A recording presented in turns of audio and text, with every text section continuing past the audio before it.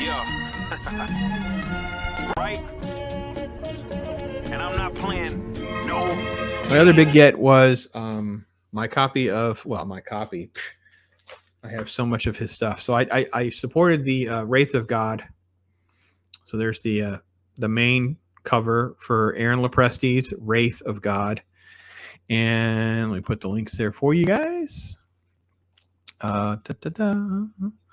Wraith of God. Let's see. And again, I know I'm putting up things like the Indiegogo only because you get the background of all the details and the photographs and the sample pages, and you get everything in it, so you know what you're getting. But you can go over to Aaron's website, and that will give you some of that information to get yourself copies and things like that of his other work and things like that. So that might be the price. Okay, let's see here.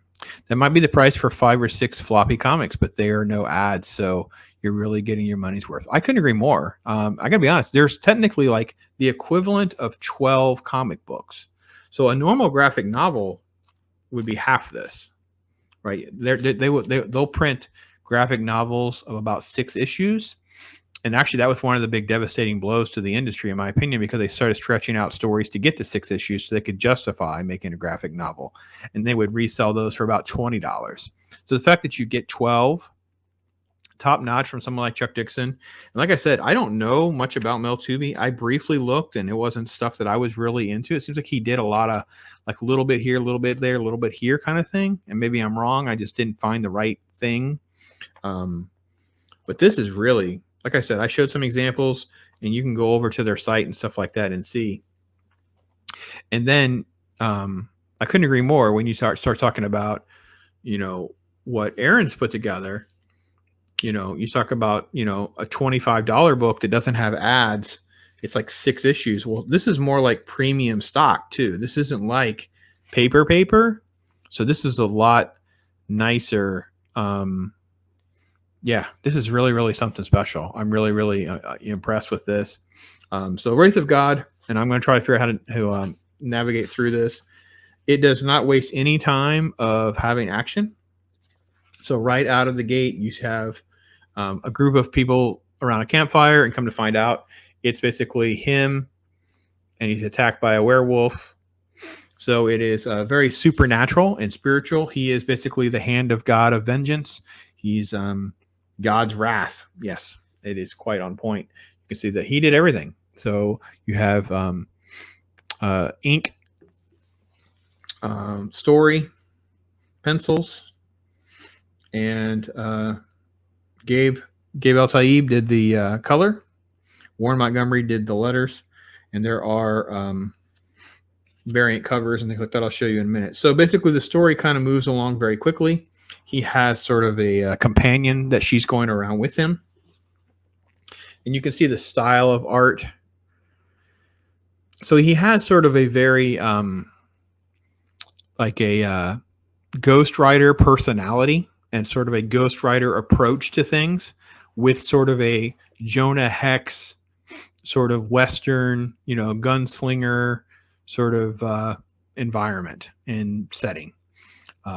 But a lot of supernatural stuff with a lot of religious overtones, because he's literally like, the vengeance of God. I can see your sin. You're going to pay for sin. And he ends up in this place, and he's figuring out this situation with these werewolves, with these creatures, and it ultimately leads him to this hunt for this amulet. And you end up going to this little town, and he's very clever. There's a couple little twists there that just show you the skills, and it kind of really foreshadows the backstory. Look how good the art is. This is very...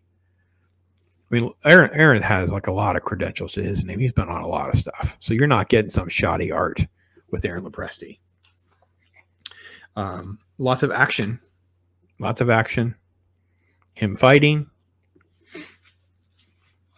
And then, of course, twists and turns, some flashbacks to give you some more depth and make the story just much more riveting and detailed. I think that was really, really great. And really that's it, because it really is. It's got a large part of the story is all of that, the supernatural and the adventure part, and then you have sort of the real life stuff where well, it's kind of a spoiler. Well, let's just say there's a lot of stuff that happens with the humans, and that's tied to the story as well. So it's almost like two different stories that all sort of kind of come back together and coincide back to make a complete story, a lot more depth. I also kind of thought of a little bit of like the Deadwood sort of feel. Like this could be set in that sort of Western type stuff, but the supernatural stuff's why I was here. This is why I wanted it. This battle stuff, old Moon Knight versus Werewolf by Night. Moon Knight versus Werewolf by Night. Yeah, stuff like that. And the twists and turns, and of course, there is a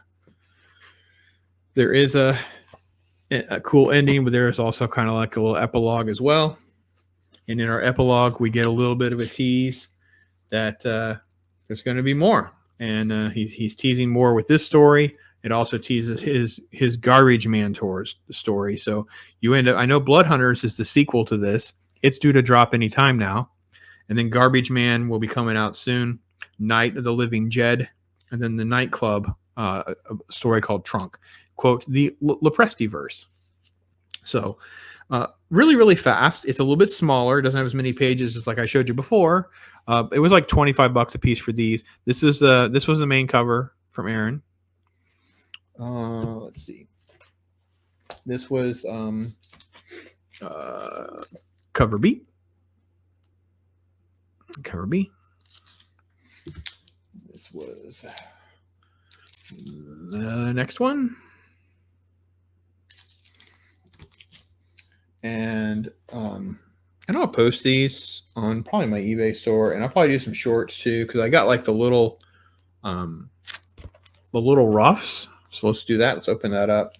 Give you little details of how that kind of works. I have two of these. So kind of how he puts things together. And if you were interested in making a comic or something like that, this seems to me like this would be crucial. This was exactly what I wanted, because I thought to myself, I can make a comic someday. I'm more of a storyteller. I would like more like writing the story rather than trying to draw it, but you would almost kind of like need to figure out some visuals and some structure. So I really love the fact that he sort of like had all this in there as an option. So, and I think whenever I do like a membership stream, we're going to do something, and when we start rolling out memberships, we'll do this. We'll do one of these as a giveaway, because I do have two of them. So I have two of these. And of course, then you have all the little cool perks that you can get, trading cards, things like that. And then I have his, I know you can get this on the AaronLopresti.com. You can get his hardback book, the 20 years of sketches, and this one I did a couple of shorts out of here. Saved from the Trash. So these were his sketches. Man, these guys are so talented. Look, this is the stuff that doesn't make it. This is the stuff that doesn't make it. Look at this. Like, what on earth? Them just doodling. Look at this. Look at this Boris Karloff. Frankenstein. Loved it. I posted the Johnny Depp on my shorts, so I'll find something else to post the next day or two. I think you can get this for like $10 or something. It wasn't very expensive. Again, just informational, really, really cool, and really enjoy that. So you can go over to AaronLopresti.com, catch the latest. I will Ross, all I do is chill. My life is a thrill, for real, Bob Ross. I be too calm for the drama. You don't wanna cause a problem, I'll solve it, Bob Ross.